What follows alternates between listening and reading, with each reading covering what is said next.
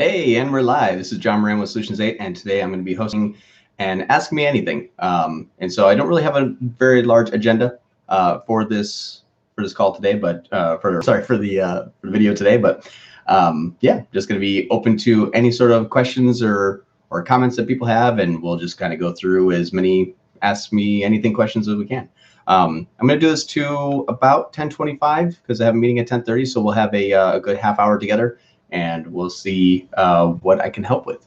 While we're waiting for people to join, there's been a lot of changes to Google Ads lately. I'm actually pretty excited about it. One thing, if you haven't done this yet, is go hop into the video about Google Ads being able to take over kind of your account and just see if your account's listed in the Partner Dash portal. That's something that we've been seeing a lot lately. There's a lot of clients that we have either done an evaluation for or have taken over their account that I'll hop over into Partner Dash, and even older accounts. Google has just started adding the accounts to Partner Dash and taking it over. So highly recommend that you check that out, just in case you wonder why your campaign is possibly taking a dive lately, and see if, look into change history too. Change history will actually tell you if the Partner Dash portal end up making a change. That's something that I would say is pretty unique. Also, just as a side note, we've been testing the the ad format that Google has been pushing, where you're no longer doing the 2 expanded text ads and 1 responsive, but it's just the just responsive search ads. And what we found too is that testing 3 different responsive search ads, and that's actually all you can make now. You can't make more than 3 responsive search ads in an ad group. They will limit you to just those 3.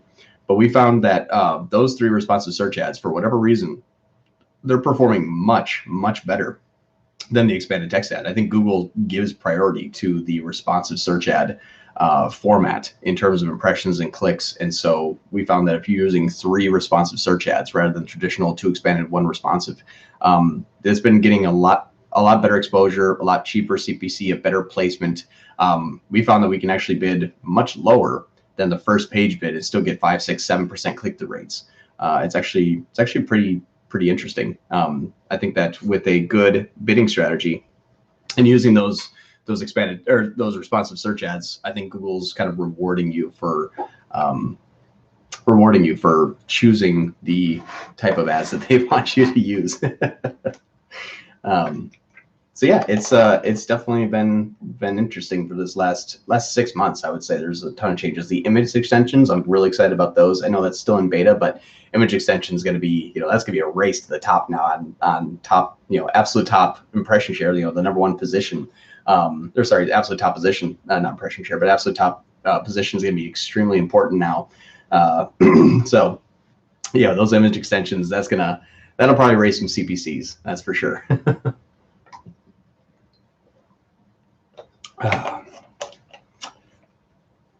Got to have water in the desert, otherwise you will not live very long. So I usually drink a gallon a day, so that's why this thing is gigantic. So we have 1 visitor. It's just you and I, whoever that is. If you have a question, I can help answer it. That's why I'm here. Don't really have an agenda. It's just me.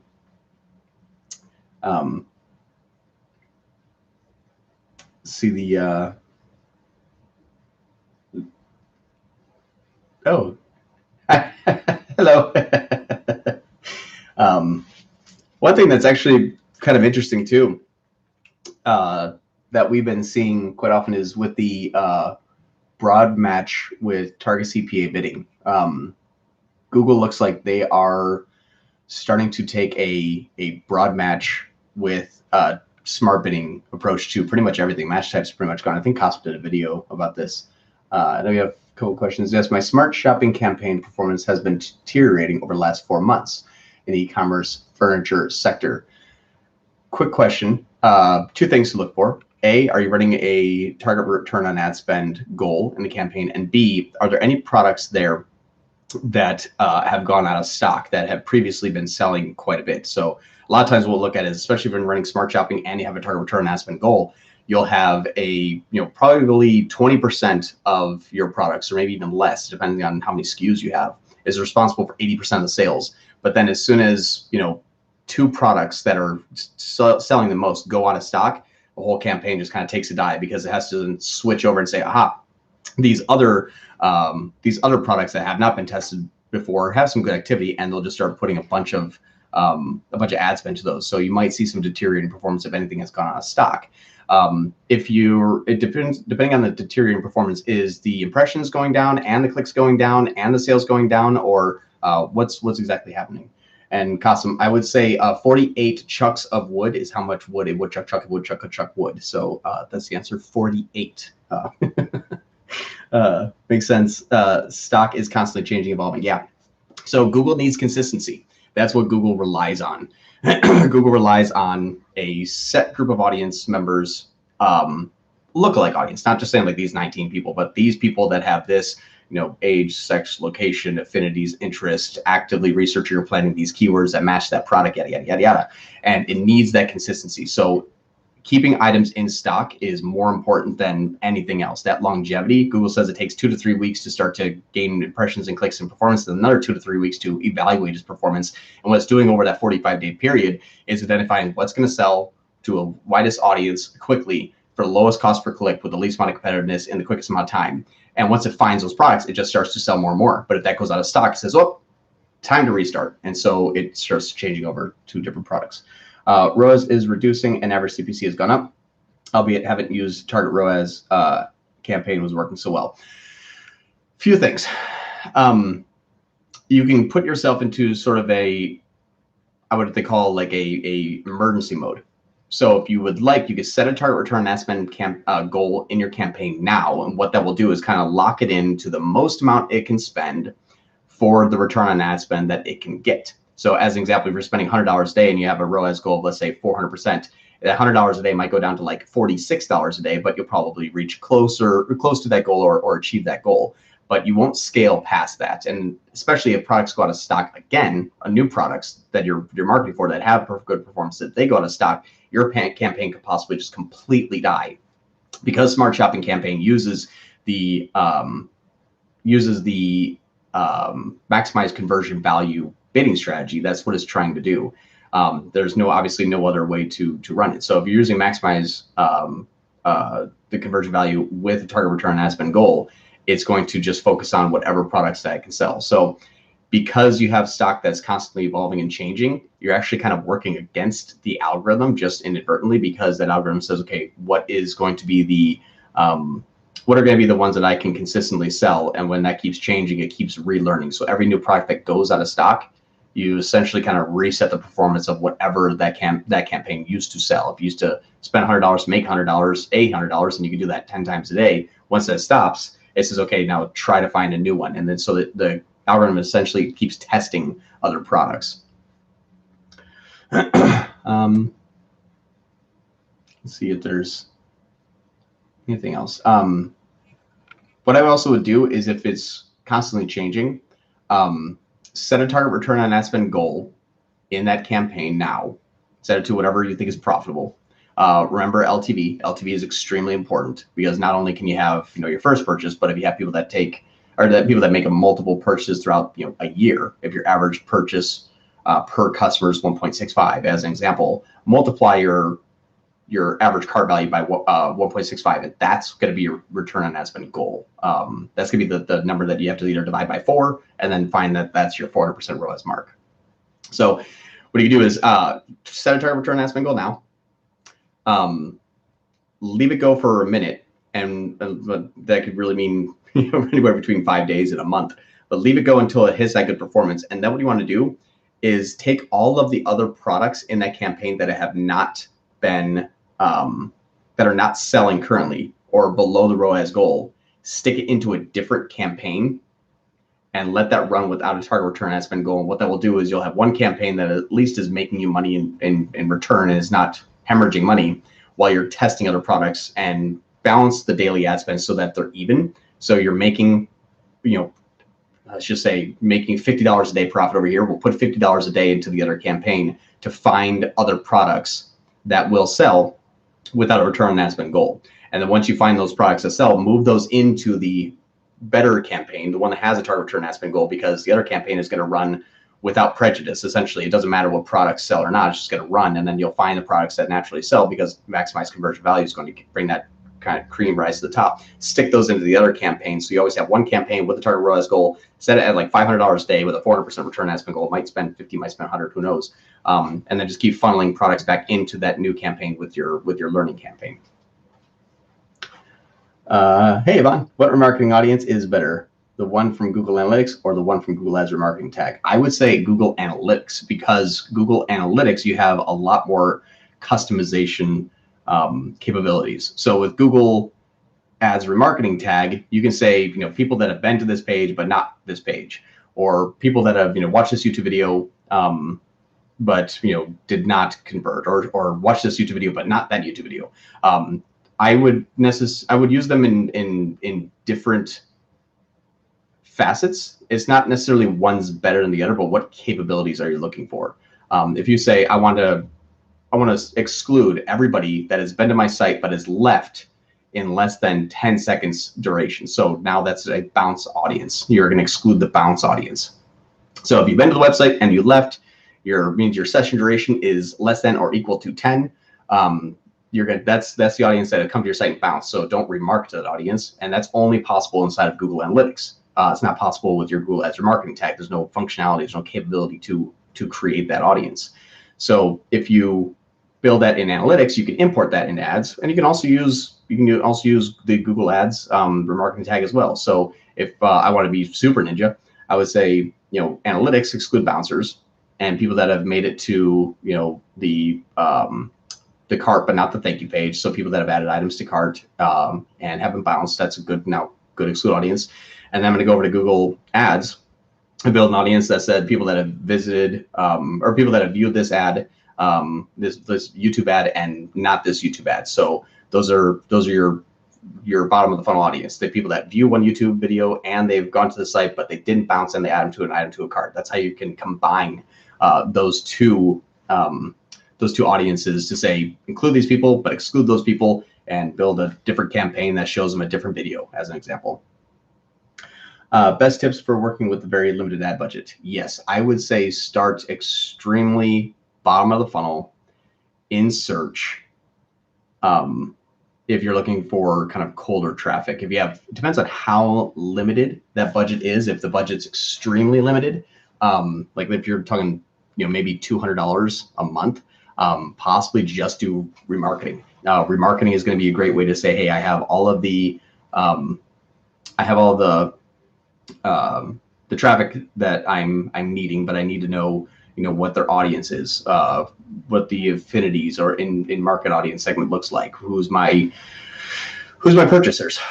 Using remarketing, you can identify your demographics, your age, your location, the gender, whatever it is that you're looking to attract, and then you're just going to start building maybe a lookalike audience of converters inside of Google Ads, starting with remarketing, and then that's now a good audience to then start to proactively market. If you have more than like 200, let's say you have 500 to 1,000, I would run a very bottom of the funnel search campaign. So look at 3 to 5 keywords max. You're not going to have enough money to test 20, 30 different keywords. Look at 3 to 5 keywords max. Bid first page, not even necessarily top of page, and just start testing until you start to see some conversions. So for $1,000 a month, I would say do 3 campaigns: search, brand, remarketing. Remarketing, we just discussed. Brand is going to be able to help you identify who starts to return from your other campaign, your search campaign. Run that maybe $5 a day. Remarketing, run your remarketing $5 a day. Stick the rest of it inside of a search campaign. That search campaign is going to then be your growth campaign. Right now, at $1,000 a month, you're doing proof of concept. Start with 3 to 5 keywords, very bottom of the funnel. Keep them very high commercial intent driven. So as us, if I was a Google Ads agency, even though we're like $25 to $50 per click, just imagine if it was $2 or $3 per click. But I would be looking for, higher Google Ads agency, best Google Ads agency, most reviewed Google Ads agency, not just like Google Ads. You don't want to just bid on like Google Ads, because that's not intent. Like when you're looking at higher Google Ads agency, start that in phrase match, and see what type of results you're going to get. Do you need more budget? Is it too competitive? Can you earn enough impressions and clicks? But when you're going after that really bottom of the funnel, if I say hire Google Ads agency, it shows intent and it shows urgency. So intent is, the hire. That's going to be actually your intent and your urgency. You're looking to hire a Google Ads agency. Best shows intent. I'm looking for the best. Maybe not necessarily ready to hire, but I don't know why you'd look for the best Google Ads agency if you weren't interested in hiring. But you're going to want to look for those really those keywords that are essentially a showing intent that what the person's trying to do. What's the craziest client expectations that you faced? We had a client, very large client, that needed a 350% return on ad spend, and they want to spend $80,000 to $100,000 in a month. And we did. I think we spent $80,000, and we returned like a 440% return on ad spend. And that was really good. And the client then said, okay, we need to spend like 2 or 3 or 400,000. I forget what it was. It was like 2 years ago. It's like, yeah, spend 300,000. I'm like, well, if we spend 300,000 a month, we're gonna drop our return our return on ad spend. Our return on ad spend is not going to stay at 440. It's going to go down. They said, yeah, anything over 250% return on ad spend is fine. So we did that. Turns out that wasn't the goal that they actually needed. It didn't really work out that well. But it was like, yeah, just go from like 80 to like almost $500,000 as long as you're like, tripling our money. It's like, oh yeah, okay, no worries. That's I probably wouldn't be running a Google Ads agency if I had campaigns I could spend $500,000 and triple my money on that in that month. But I'd be doing that. So, but 80,000 and a 4x return was good. But yeah, that was probably the craziest one where it's like, all right, you spent 80 grand. Can we spend 400,000 like next month, and then just quadruple the return? Cool, thanks. Hi, could you please recommend some learning resources for a beginner in digital marketing? Well, digital marketing altogether, Harsh, or Google Ads? Because if you're looking for Google Ads, we actually have a training that we're going to be releasing soon. It's called You versus Traffic, and so that's going to be something that I would keep an eye out for, because that's what that would be kind of like the step-by-step walkthrough of just those beginning sequences. Like here's the homepage of Google Ads, even if you don't have an account. Click here. This is what you want to start with. You want to start in expert mode. Don't follow the prompts, and it goes through all of those really beginner types of stages. So what we usually share on our Google Ads channel, at least I do, is a lot of the advanced strategies. So if you're running, $5, $10, $15, $20,000 per month, and you need to squeeze out an extra 10 to 20% efficiency, that's kind of what we share here. But the You versus Traffic training, and then, well, actually that's the course. I guess we'd say that's the weekly course. But there's also a if you're running e-commerce, the 3x Shopify challenge that we're going to be running, I think at the end of May. At the end of April, end of May, I exactly forget. Let me just take a look at my calendar here real quick. No, that's going to be middle of May. So it starts May 10th. But I would say that's where you'd want to start if you're running e-commerce. So yeah, that's where I would go. For other beginning, it's hard. There's a lot of thought leaders out there that will take advantage of people for a one-time payment, and I think we run into that so often in our industry. There's a lot of fly-by-night companies that take advantage of people that just simply don't know better.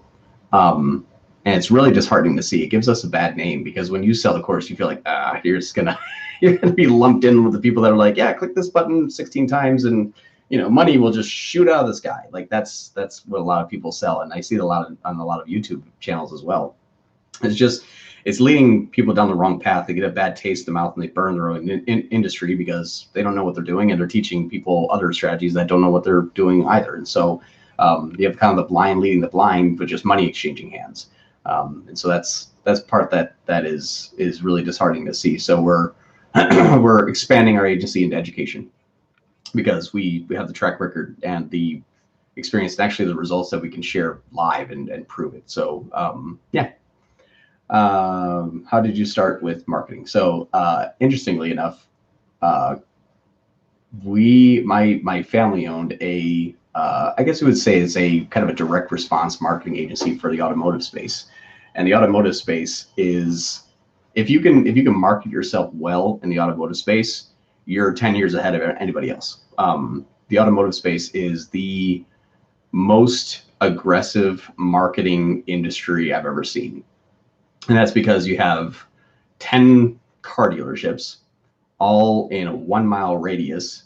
They all sell the same exact car with the same features, with the same sticker price, and they all have to essentially try to win your business. So you have to come up with every single marketing gimmick in the book in order to attract a customer, not only attract them, but sell them and then get the repeat and referral business. So I started in the automotive industry with marketing back then, 15 years ago, 16 years ago, and has evolved into many different facets of digital marketing, essentially. But the end result's the same: connecting people with what they're looking to find in a very easy, pleasurable, and congruent manner in order to earn their business and keep them coming back. I mean, that's all marketing is: just delivering the right message to the right user, at the right time. Which sounds so cliche, but that still has not changed. What should I do if my remarketing campaign is outperforming my smart shopping campaign? No target return on ad spend set. So if your remarketing campaign is outperforming the smart shopping campaign, I would say, how is it outperforming? Is it spending more but still above goal, but not as high as goal as the smart shopping campaign? Or it depends on what the goal would be. So if it's outperforming in terms of volume, I would add more ad spend to the smart shopping campaign. If it's outperforming in terms of a target return on ad spend, I would leave it be, because the remarketing campaign is possibly not going to continue that, or is probably going to, what we usually see is go more in roller coaster-esque type of performance. So they're getting good performance now, but then a slower time comes and you have a sheer drop off in numbers for that week or those 2 week period. But smart shopping should be more consistent. But if it's performing better in terms of volume, add more ad spend to the smart shopping campaign. If it's also beating it in terms of volume, maybe lower the return on ad spend goal or remove it from the smart shopping campaign. That'll get the smart shopping campaign to be more aggressive in its remarketing. It just depends on how it's outperforming. And then Pamela says, why do I have to bid on my brand name? Great question. So there is a lot of competition, obviously, in Google Ads, and especially by industry. The competition is going to be gunning for other people's business. And the reason why is because I get to cut through all of the experimenting and testing and ad spend that I have to spend in order to identify the target audience and say, well, if I just go after that person's business, all of those people that would be that person's client would also be my client. And so they run competitive campaigns. That's a very standard tactic that we do here. We always, when applicable, obviously when the client wants to, we majority of the time always will go after a competitive campaign. And that's because, lawyers, doctors, dentists, whatever it is, any like industry where there's multiple competitors, you simply go after your competitor's traffic, because if they see the competitor's ad, when the person's Googling for the competitor ad, they're just going to find your ad right underneath. It's a competitive alternative. Now you want to take a very highbrow approach and protect your brand name by saying, well, you don't want to say like, don't buy from that person, buy from us, or we're better than that person. Keep it a very highbrow approach. But that competitive campaign happens all the time. I very rarely see a campaign that's not being bid on by someone else. So what you're going to do is, when you run your own brand campaign, you're automatically going to be placed at the top. Well, if you know what you're doing, you're automatically going to be placed at the top because you have a good quality score, you have a great expected click-through rate, great landing page experience. You're going to have all of the good ad relevancy, especially because your keywords going to be in your brand name and your ad copy. But running a brand name is going to be good for protecting your brand from other competitors bidding on it, because you're already spending a lot of money getting your name out there. And for someone else just kind of swoop in and steal that traffic away, you'll spend, $5, $10, $15, $20 per click, sometimes multiple times when they're ready to buy. or ready to sign up, they're going to Google your brand name and find someone else and say, oh, I don't know where that person was. Maybe this was them. And now you spend $40, $50 warming up an audience to get stolen by $1 per click from the competitive campaign from someone else. And now you just lost that business. And it's immeasurable. You won't know how much you'll lose. You can't just say like, well, if you didn't, this competitor stole 30% of your traffic, and you don't have statistics like that. So it's really good to bid on your brand name and to see return traffic. If there's a lot of inter-campaign activity, like they came through your search, they came through your marketing, and then they Googled your brand. You want to see that because then you see, aha, what's the time lag between when they first find out about you before they sign up, and you can see the paths that they take. And if they Google the brand name, that means that they, that first keyword that they bid on, or that you bid on, that brought them to your site, was a good keyword because they ultimately came back and converted. So don't just shut off that keyword because of low conversions. That's your starting point. So seeing that in the top conversion path is important. Hi, John. My biggest question is, how on earth can I be successful with healthcare retargeting? Google and just about every platform hates healthcare topics because of HIPAA concerns. Help. So, two things. One, you'll never be able to remarket anything related to healthcare because of HIPAA. It's a federal violation, and Google does not want to be essentially shut down by the U.S. government for allowing remarketing on HIPAA. But there is hope that what you can do. So, because even other like AdRoll, I forget, there's a million of them, but other outside type of remarketing companies still won't remarket to a healthcare industry client. What you can do is go into your tools, go to Audience Manager, go over to Custom Audience, and then add a new custom audience. And then under the people who have searched these terms on Google, put your homepage URL there of the client that you want to remarket for. It's not 100%. It's not 100% accurate. You're going to get some people that have visited the website and some people that have not. But what that will do is, instead of building a first-party audience of people who have visited the site that you need to remarket to, what you're doing is leveraging Google's knowledge about where people have gone before.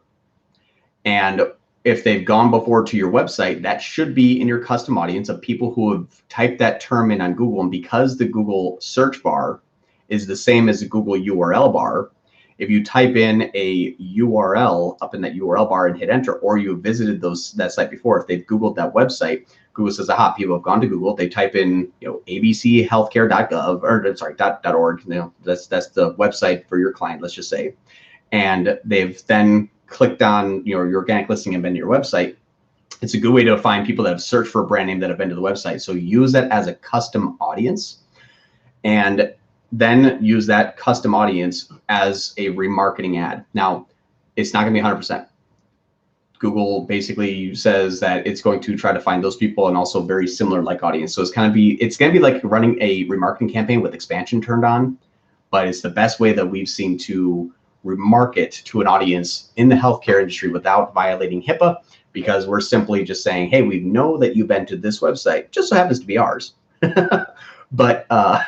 But hey, have you seen this ad? That's a way to kind of build a remarketing audience without having to do it first party cookie. Oh, sweet. I never thought about that. That's great. Thank you. Good. I'm glad that helped. And I have about 1 minute left.